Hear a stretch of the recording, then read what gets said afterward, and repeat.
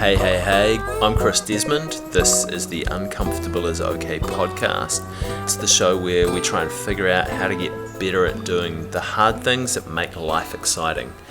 I'm up in Gizzy at the moment for a couple of days delivering some workshops, so sitting in a hotel room after the first day of workshops, recording this before I take myself out for dinner and then come back and get an early night before day 2 workshop. You might hear some trucks in the background because my hotel is just by one of the main roads here, but hopefully you can still understand what I'm talking about. So, another little strategy episode for you. This one's all about intent and what is your intent. So, discomfort can arise when we're trying to make a decision about a course of action and we end up going round and round in circles, running through a plethora of what-if situations. We wrap ourselves up in knots, trying to predict how other people will respond to us based on what we're going to do. And at these times, we often don't really end up doing anything because we can't think of the right thing to do based off all of the scenarios that we're creating in our heads.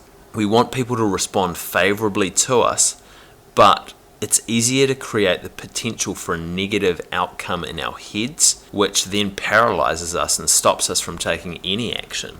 And because we get so wrapped up in our heads, we lose focus on what it is that we initially wanted to do. And a way to cut through this tailspin of what-if thoughts that are running through your head is to ask yourself the simple question: what is my intent in this situation? In other words, why do I want to do this? And if the answer you get back is because you're seeking some external validation from the action, then actually probably running through the what-if scenarios is potentially going to be helpful for you. If the validation that you get from people is going to be greater than the worry that you get from agonizing over what course of action to take.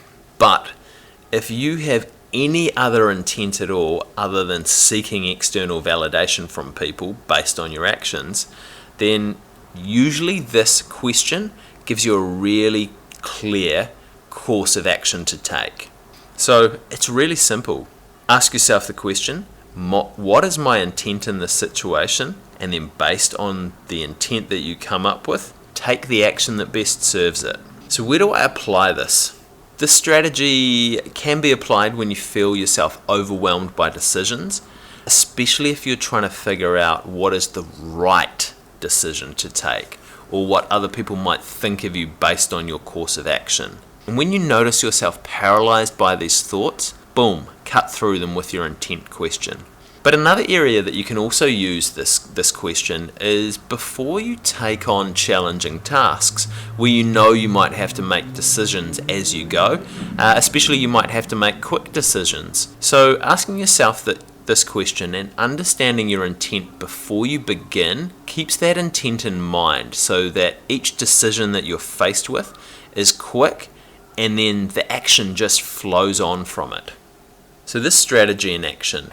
I was recently having a conversation with someone who had been ruminating around going to visit a friend to check in on them. And this person's friend had lost a family member recently and he wanted to go over and check and make sure that they were doing okay and show his support in the situation. But he'd kind of stopped himself from going straight over there. And when I asked why hadn't he just gone straight over, the conversation turned to the worry about imposing on his friend in this tough time. He'd tried to call and didn't get a response, and he knew that his friend had a lot going on and was worried about putting more load on him by going to visit. So, very real potential that there might be some kind of imposition with this. But by asking the question, what is my intent here, and realizing that all he wanted to do was check on his mate and offer support, made the course of action easy. He didn't need to worry about what was thought of the situation. He could show up, he could offer support, and it actually didn't matter that if that support was accepted or declined at that time. The important thing was he followed through on his intent. So why does asking this question about intent, why does it work for us?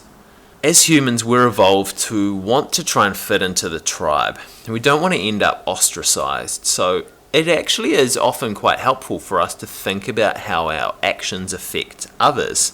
It's quite narcissistic just to go through life not concerned at all how your actions affect other people. But this becomes a problem when this thought loop just persists and stops us taking action because we're so caught up in the what if. We ruminate on how we might be perceived based on every course of potential action, and then often instead of doing something, we do nothing, and then we feel bad because we didn't do anything. The irony, right? But asking ourselves this question, or one in a similar vein, steps us outside of this thought loop, which then disrupts it.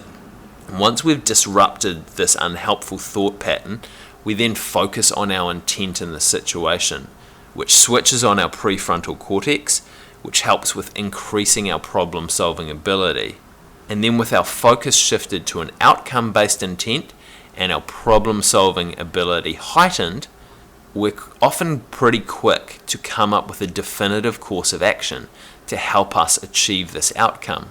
So over the next week, really have a think about what is my intent in this situation, and then use that to guide your course of action.